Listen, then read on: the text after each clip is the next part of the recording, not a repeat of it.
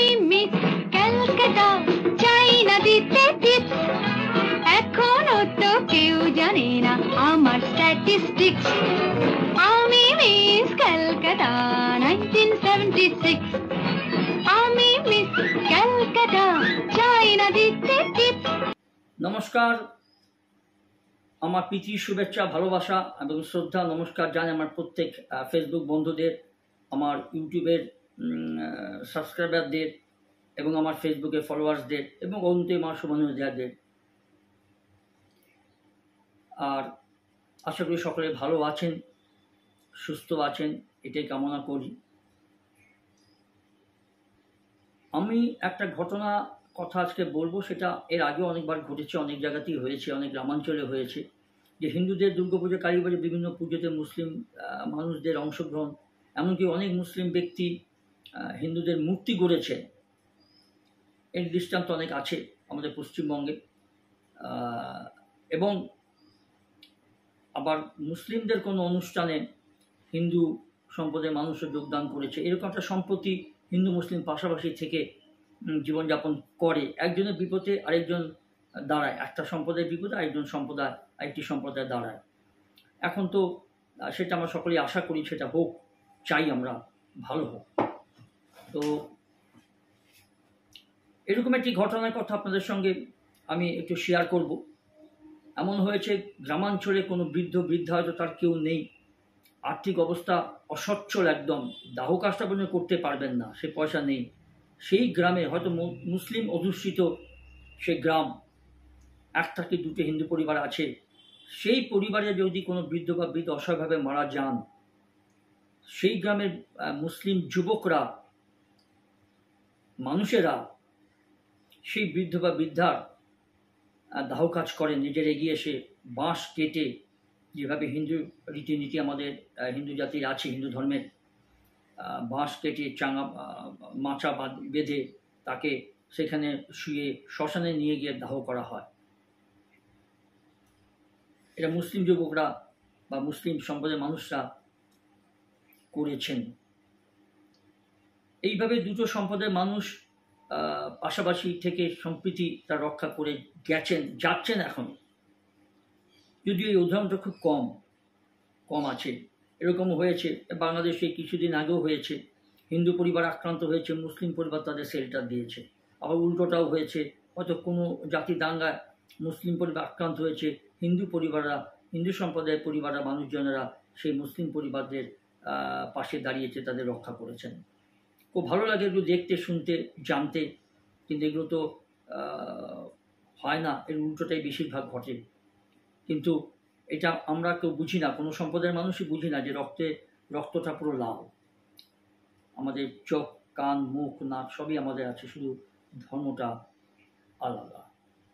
যাই হোক, এরকম অনেক ঘটনা আছে যেগুলো ভালো লাগে শুনতে, এখনও আছে। অনেক জায়গায় জানতে পারা যায় যে পাশাপাশি থেকে তারা রীতিনীতি, সৌহার্দ্য পালন করছেন। ঈদের সময় দুই সম্প্রদায়ের মানুষ কোলাকুলি করে, অংশগ্রহণ করে। আবার দুর্গাপূজা বা কালী পূজা বা বিভিন্ন রকম হিন্দুদের পূজাতেও মুসলিম সম্প্রদায়ও হিন্দু সম্প্রদায়ের সাথে যোগ দেয়, তার ঠাকুর দেখতে যায়, আনন্দ করে। ঠিক দুই সম্প্রদায়ের এই আনন্দটা মানে দেখলে বোঝা যায় না যে এরা দুটো আলাদা সম্প্রদায়। সারা পৃথিবীতে এত হানাহানি, এত ঝগড়া, এত বিদ্বেষ, এত হিংসা, ভালো লাগে। তার কারণ কি জানেন? এদের মধ্যে বিবেকবোধ আছে, পেটে একটু শিক্ষা দীক্ষা আছে। কেউ উস্কালে হয়তো উস্কানিতে কান দেয়নি, সংখ্যায় কম, ঘটনাগুলো সংখ্যায় কম। সেরকমই একটা কথা বলবো আমি, হাওড়ার আমতার কথা বলবো। আমতা থানা, তাজপুর বলে একটা জায়গা আছে, তাজপুরের রথের রশি টানে মুসলিম পরিবার। এই ঘটনাটা আগে এই ঘটনাগুলো বললাম কেন, যেটা নতুন কিছু নয়। অনেক জায়গাতে হিন্দু মুসলিম সম্প্রীতি একসঙ্গে একই ক্লাবে মেম্বার, একই ক্লাবে সংগঠন করে, এবং কি ক্লাবের পরিচালন কমিটিতে পর্যন্ত হিন্দু মুসলিম সম্প্রদায় একসঙ্গে কাজ করে। ভালো লাগে দেখলে, শুনতে। এই নিয়ে আমি অনেক ভিডিও আমি করেছি। তো আজকে একটা বলছি আপনাদের, একটু শেয়ার করি আপনাদের সঙ্গে, যে পশ্চিমবঙ্গের হাওড়ার আমতা থানার তাজপুরের রায় পরিবারের রথ প্রায় 400 বছরে পা দিল এই গত যে রথটা গেল 2025 সালে খুব সম্ভব। তা 400 বছরটা তো খুব মানে ধামালি কথা নয়, মানে খুব একটা সামান্য কথা নয়। 400 বছর একটা জমিদার পরিবার যদি তাদের রথের প্রচলনটা এখনো পর্যন্ত কন্টিনিউটি রেখেছেন, এটা বিশাল ব্যাপার। সেরকমই এই রায়বাড়ির এই আমতা থানার, হাওড়ার আমতা থানার রায়বাড়ির রথ নামে পরিচিত হলেও তার আসল নাম হচ্ছে শ্রীধর রথ। জগন্নাথের বদলে এখানে রথে উপবিষ্ট হন রায় পরিবারের কুলদেবতা শ্রীধর। আর পরম্পরা মেনে এই রথের রশি টেনে প্রতি বছর রথযাত্রার সূচনা করে স্থানীয় একটি মুসলিম পরিবারের সদস্যরা। দেখুন, শুনতে খুব ভালো লাগে যে একটা সম্প্রদায়ের অনুষ্ঠানে আরেকটা সম্প্রদায় যোগদান করে।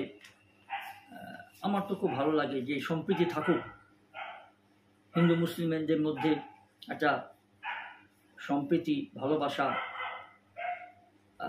ভালো সম্পর্ক থাকুক। এবং এই যে বংশ পরম্পরা, তারাই রথযাত্রার যাবতীয় ব্যবস্থাপনার দায়িত্বে থাকেন। আর এই রথযাত্রাকে কেন্দ্র করে সম্প্রীতির এই নিদর্শন ভূভারতে আর কোথাও রয়েছে কিনা সন্দেহ। বিরাট কথা, বিরাট ব্যাপার।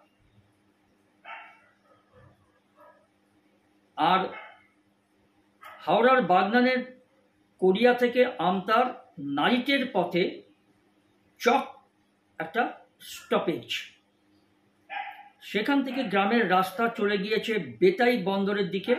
আর সেই রাস্তার অদূরেই আপনার রায়দের বসত বাড়ি, যে বাড়িতে এই গত রথযাত্রার 400 বছর প্রায় পূর্ণ হলো বলা যেতে পারে। এবং দেখুন যে এই বাড়ির পাশেই পুরনো মন্দিরে রোজ পূজিত হন রায়বাড়ির কুলদেবতা শ্রীধর, যা আদতে একটি শালগ্রাম শিলা। শালগ্রাম শিলা আগেও পড়েছি, কোনো দেবতার মূর্তি তৎকালে মানে তখনকার সময় থাকতো না, ওই শিলাগ্রামটাকে বলে। সেটা নিয়ে কোনো গাছের নিচে বা মন্দিরে স্থাপন করে তাকে দেবতার গুণে তাকে পুজো করা হয়। আর সেরকমই একটি শালগ্রাম শিলা এই শ্রীধর দেবতার। আর রায়দের বসতভিটা থেকে প্রায় কয়েকশো মিটার দূরে রাস্তার ধারে টিনের ঘরে রাখা থাকে এই রায়বাড়ির রথ। রথযাত্রার দিন মন্দির দেখতে শ্রীধরকে বের করে এনে পালকিতে নিয়ে যাওয়া হয় রথে।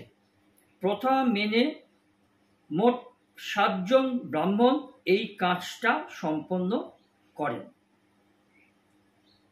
আর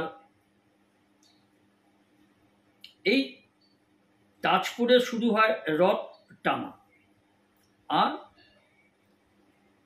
সেই কাজে মুখ্য ভূমিকা নেন কে জানেন? তাজপুরের লাগোয়া সারদা গ্রামের একটি মুসলিম সম্প্রদায় পরিবার, কাজী পরিবার, পদবীটার কাজী। গত প্রায় 100 বছর ধরে এই গুরু দায়িত্ব পালন করে আসছেন এই মুসলিম পরিবারটি। বর্তমানে এই দায়িত্ব বর্তেছে পরিবারের অন্যতম সদস্য যারা এখন বেঁচে আছেন সাকু কাজীর উপরে। তার আগে এই দায়িত্ব সামলেছেন সাকু কাজীর বাবা খালেক কাজী। বংশ পরম্পরায় 100 বছর ধরে দেখুন, একটি মুসলিম পরিবার এই হিন্দুদের এই রথ যাত্রাটা দায়িত্বে থাকেন। অভাবনীয়, অসাধারণ একটা ঘটনা বলা যেতে পারে। আর কিন্তু কিভাবে একটা মুসলিম পরিবারের রথযাত্রার সঙ্গে জড়িয়ে গেল, সেই ইতিহাসটা শোনাচ্ছিলেন রায় পরিবারের অন্যতম বর্ষিয়ান সদস্য, প্রায় 70 বছরের কাছাকাছি, নাম হচ্ছে মানস রায়। আর তার কাছ থেকে জানা গেল যে তাজপুরের এই যে রায় পরিবারের লোকেরা একসময় বর্ধমান মহারাজের দেওয়ান ছিলেন, মানে দেওয়ান পদে চাকরি করতেন। আর তাদের অন্যতম হলেন এই দুর্লভ রায়। দুর্লভ রায়ের উত্তরাধিকারী ছিলেন মুকুট রায়। আর প্রায় 400 বছর আগে তদানীন্তন এই বর্ধমান মহারাজের অনুরোধে মুকুট রায় তাজপুরের গ্রামে এই রথযাত্রার প্রচলন করেছিলেন। তারপর তখন তো তাজপুরের মানে তাজপুর তখন ছিল একটা গণ্ডগ্রাম। গণ্ডগ্রাম বলতে বোঝেন তো, এখনকার গ্রামের থেকে অনেক অনুন্নত ছিল। আর লাইট আলো পাখা কথা ছেড়েই দিন, তো দূরস্থ। তো যোগাযোগ ব্যবস্থা এখনকার মতো তো ছিলই না। গণ্ডগ্রাম বলতে যেটা বোঝায়, প্রায় অধিকাংশ মানুষই মাইলের পর মাইল হেঁটে যাতায়াত করতেন, বা পালকি টালকি হয়তো ছিল। তখনকার সময় তো ভ্যান রিক্সা গাড়ি ঘোড়া এরকম ছিল না, এত উন্নত ছিল না। তাকেই বলে গণ্ডগ্রাম। সেরকম ছিল আমতা থানার হাওড়া এই তাজপুর গ্রামটা। আর এই তবু ওই রথযাত্রায় মানুষের উৎসাহের কোনো খামতি ছিল না, তখনও ছিল না, এখনো নেই। রথযাত্রা উপলক্ষে বিশাল মেলা বসত তখনকার সময়, আর আশেপাশের গ্রামের মানুষ তাতে সামিল হতেন। 1946 এ বাংলা জুড়ে সাম্প্রদায়িক যে দাঙ্গা ছড়িয়ে পড়ে, তার আঁচ কিন্তু লেগেছিল এই তাজপুর গ্রামে। আর সেই অশান্ত পরিস্থিতিতে রথ টানা হবে কিনা তা নিয়ে দোনাটায় পড়েছিল রায় পরিবার। আর তখনই চালু হয়ে যায় মানে এই যে মানে 1946-এর যে বাংলাদেশে যখন একটা জাতিদাঙ্গা হয়েছিল ইসলাম এবং হিন্দু এবং মুসলিম সম্প্রদায়ের মধ্যে, তখন রায় পরিবারে যখন তৎকালীন যারা বেঁচে ছিলেন, তারা ভেবেছিলেন যে এই জাতি দাঙ্গার মধ্যে, এই ধর্মদাঙ্গার মধ্যে রথটা টানা হবে কিনা বা এই উৎসবটা পালন করা যাবে কিনা, তারা খুব দ্বিধায় ছিলেন। দেখুন, তখনই কিন্তু যখন তারা চিন্তা করছেন, রায় পরিবারের সদস্যরা তৎকালীন, তখন তো আমাদের অনেকেই জন্ম হয়নি, তখন দেখুন এই বিপদের সময় ঢাল হয়ে দাঁড়ায় বা এই সমস্যার সমাধানে এগিয়ে আসেন পাশের গ্রামের বাসিন্দা খালেক কাজী, একজন মুসলিম ব্যক্তি। কারোর ফোর্সে নয়, কারোর জোড়াজড়িতে নয়, কারোর ইন্ধনে নয়, কারোর সুপরামর্শ কুপরামর্শ যাই বলুন তাতেও নয়, সদিচ্ছায় তিনি এগিয়ে আসেন এই হিন্দু সম্প্রদায়ের এই উৎসবটাতে যাতে হয় তাতে সামিল হতে।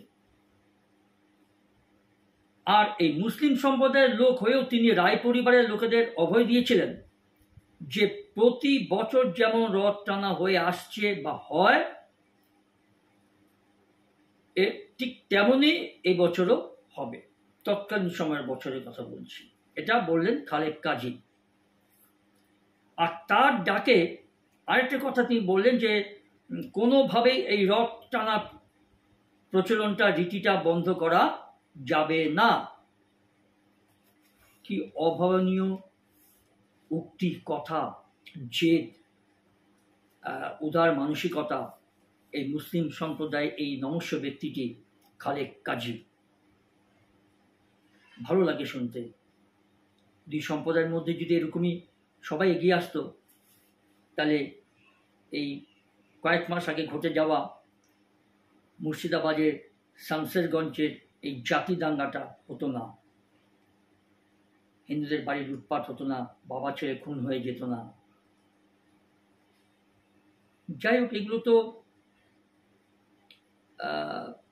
কিছুটা তো বাইরের মানুষের ইন্ধন থাকে, যারা এটাকে মজা লুটার ব্যাপার দেখে রক্ত খোয়ায়, মানুষের মৃত্যু, সে যে সম্প্রদায় হোক, সে হিন্দু সম্প্রদায় হোক বা মুসলিম সম্প্রদায় হোক, খুন খারাপি, নিহত হওয়া, আহত হওয়া, মারা যাওয়া, এগুলো কখনো কাম্য নয়, এগুলো কখনো সুখবর হতে পারে না। এগুলো সমাজের লজ্জা, জাতির লজ্জা, রাজ্যের লজ্জা আর দেশের লজ্জা। এখন তো মিডিয়ার যুগ, এক সেকেন্ডে কি হচ্ছে আমেরিকার ওয়াশিংটনে বা নিউ ইয়র্কে, টেক্সাসে বা বিশ্বের বিভিন্ন বড় বড় দেশের বড় বড় শহরে পৌঁছে যায়, এক সেকেন্ড সময় লাগে না। তাতে কি আমাদের সুনাম বাড়ে? নিশ্চয়ই নয়। শুধু আমাদের দেশ বলে নয়, বিভিন্ন দেশেও এরকম জাতি দাঙ্গা হচ্ছে, তাতে তাদের কি সুনাম হয়? কিছুতেই না। এটা এক শ্রেণীর মানুষ বোঝে না, আর তার পিছনে কিছু রাজনৈতিক মনস্কামনা পূরণের জন্য উস্কানি থাকতে পারে, বা নিজের বাহাদুরি দেখানোর ব্যাপার, প্রভাব দেখানোর ব্যাপার থাকে, সেটা নতুন কিছু নয়। কিন্তু তাতে কি হয়, সম্প্রতি একটা হারমোনিয়াস রিলেশনশিপটা স্পয়েল হয়ে যায়। আর এটা যতদিন কেউ না বুঝবে, ততদিন সমাজের অবক্ষয় হতেই থাকবে, উন্নতির কোনো মানে উপায় বা দিশা সৃষ্টি হবে না। আর দেখুন, এই যে খালেক কাজী, তিনি বললেন তার ডাকে সাড়া দিয়ে এগিয়ে এসেছিলেন মুসলিম সম্প্রদায়ের মানুষজন। তিনি ডেকেছেন তার নিজের সম্প্রদায়ের মানুষদের, এই রথটা এত বছর ধরে হচ্ছে, এবছর কেন বন্ধ হয়ে যাবে? জাতি দাঙ্গা হচ্ছে বলে বন্ধ হয়ে যাবে না, এটা বন্ধ হতে দেওয়া যাবে না, তোমরা সকলে এসো। তার ডাকে, খালেক কাজী সাহেবের ডাকে মুসলিম সম্প্রদায়ের মানুষরা এগিয়ে আসে, আর তিনি নিজে থেকে, মানে নিজে দাঁড়িয়ে থেকে রথ টানার ব্যবস্থা করেন। সেটা দেখার পরে রায় পরিবারের তরফ থেকে ঘোষণা করা হয়, এবার থেকে রথের রশি টানবেন খালেক কাজী। বাহ, তোবা তোবা, সঠিক সিদ্ধান্ত, সম্মানজনক সিদ্ধান্ত। এটা একটা বিরাট সাম্প্রদায়িক মেলবন্ধনের একটা দুর্ধর্ষ নিদর্শন। মূর্খ মানুষ, তথাকথিত শিক্ষিত বা মূর্খ মানুষরা তো শিক্ষিত হলে কী হবে, এসব মানসিকতা থাকবে না। আর প্রকৃত যারা মানুষ, সে শিক্ষা থাকুক বা না শিক্ষা থাকুক, তারা এরকম একটা বিভিন্ন ধর্মের সম্প্রদায়ের মধ্যে একটা সুন্দর ভালোবাসার সম্পর্কে মেলবন্ধন করতে চাইবে বা এগিয়ে আসে বা অংশগ্রহণ করে। আর দেখুন, এই যে মানুষের কথায়, মানুষবাবু মানস রায়, এই রায় পরিবারের বর্তমান এখন তার প্রায় 70+ এজ, একদম এখনকার বর্তমান তিনি রায় পরিবারের কর্ণধারদের মধ্যে একজন হতে পারেন। তিনি বলছেন সেই ট্র্যাডিশন এখনো চলছে। খালেক মারা গেছেন, খালেক না থাকলে কি হবে, তার ছেলে তো আছে, তার ছেলে এখন সেই রথের রশি ধরেন। বাহ, মানে দেখুন, মানে মানে খালেক কাজীর ছেলে আর কি, সাকু কাজী, তিনিও বর্ষিয়ান লোক, বর্ষিয়ান মানুষ। বাবা করে গেছেন, আমাকে করতে তার কোনো মানে নেই, তিনি করেছেন। বাবার প্রতি, পূর্বপুরুষদের প্রতি সম্মান জানিয়ে, অন্য সম্পদের প্রতি দায়বদ্ধতা রেখে তিনি সে বাবার দায়িত্বটা পালন করে আসছেন। এই বছরের শেষ যে রথযাত্রাতেও তিনি করেছেন। তাকে আল্লাহ বলুন, ঈশ্বর বলুন, ভগবান বলুন, তাকে এবং তার পরিবারকে যেন অফুরন্ত আশীর্বাদ করেন। আর এই দেখুন যে, আর বলতে পারেন যে এটাই আমাদের রথের বিশেষত্ব, যে খালেক কাজী যে কাজটা করেছিলেন তার পরিবারের মানুষরাই পরের পর বংশ পরম্পরায় এই আমাদের প্রথা অনুযায়ী রথের ব্যবস্থা বা রথ টানার ব্যবস্থা এই পরিবারটাই করে যাবে। মানুষবাবু বলছে মানুষরা, এটাই আমাদের বিশেষত্ব, সত্যি বিশেষত্ব, অসাধারণ, অতুলনীয়, definitely a magnificent virtual festival বলতে পারে। আর এই যে এটাই মানে এই যে সাকু গাজী, মানে খালেক কাজীর ছেলে এখন বর্তমান সাকু গাজী, তিনি বলছেন এটা আমাদের কাছে একটা মিলন উৎসব। কত সুন্দর কথা, বিশাল কথা, দুটো ওয়ার্ড মিলন শব্দ, কিন্তু এর অন্তর্নীতি মানে অসাধারণ, অনেক গভীর। তো এই হৃদয়টা আনন্দে মনটা ভরে ওঠে, ভালো লাগে। সব মানুষই তাই চায়, শুভবুদ্ধি সম্পন্ন যারা মানুষ, মা যুক্ত হুশ, সেই সম্প্রদায় সবাই এটা চাইবে। আর অমানুষ সম্প্রদায়ের মানুষ এগুলো ধারে কাছেও যাবে না, ধার ধারবে না। সব সম্প্রদায়ের মানুষ এই রথযাত্রায় অংশ নেন, এটাই আমাদের বাংলা সংস্কৃতি।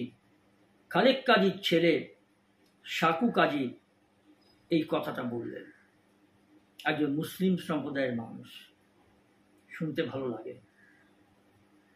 এলাকার ভূমিপুত্র তথা আমতার বিধায়ক সুকান্ত পাল, বর্তমান বিধায়ক, তিনি বলছেন যে ছোটবেলা থেকেই তো এই রথের সঙ্গে যুক্ত আছি, সব সম্প্রদায়ের মানুষ এতে অংশ নেন, আর রথের মেলাকে ঘিরে গোটা এলাকায় উৎসবের চেহারা নেয়। সে তো স্বাভাবিক কথা, এত বড় একটা 400 বছর, not a matter of joke,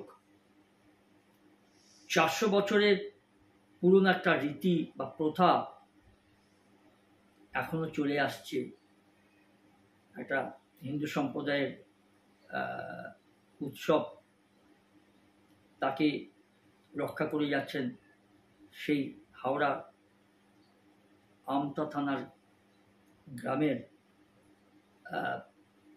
Tajpur, আমতা থানার তাজপুর গ্রামের একটি মুসলিম পরিবার। এই ধৈর্যটা, এই রীতিটা তিনি এখনো বজায় রেখেছেন, মানে কাজী পরিবার। নিশ্চয়ই আপনি বাহবা পাওয়ার যোগ্য, নিশ্চয়ই আপনি প্রশংসা পাওয়ার যোগ্য। আর একটু আগে যেটা বলেছিলাম এখনো সেটা বলি, সে আল্লাহ বলুন, ভগবান বলুন, ঈশ্বর বলুন, নিশ্চয়ই আপনি তাদের কাছ থেকে দোয়া বা আশীর্বাদ পাবেন।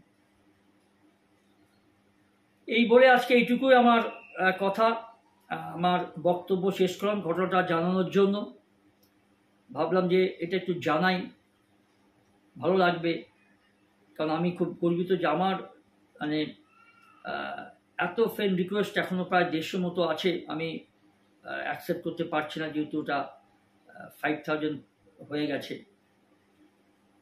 কিন্তু তাদেরকে আমি অনুরোধ করেছি বা এখনও করছি, যদি অনুরোধ করে একটু ফলোটা করে দেন, ফলোতে তো কোনো লিমিটেশন নাই, তাহলে আপনাদের সঙ্গে আমার একটা ভালো ব্যক্তিগত আর্থিক যোগাযোগটা থাকবে। এটুকুই আমার অনুরোধ। ফলোটা যদি করে দেন আমার ফেসবুকে, তাহলে আপনাদের সঙ্গে আমার ভালো সম্পর্কটা থাকবে। শুধু নয়, অনেক ভালো ভালো কথা, ভালো ভালো ঘটনা আমি আপনাদেরকে দিতে পারবো, আপনাদের সঙ্গে আমি শেয়ার করতে পারবো। Only for my present in my heart. That's a full stop here. ভালো থাকবেন এই কামনা করব, সুস্থ থাকবেন এই কামনা করে, এই প্রার্থনা করে, এই শুভকামনা জানিয়ে আজকে আমি আপনার কাছ থেকে বিদায় নিচ্ছি। Bye bye, tata.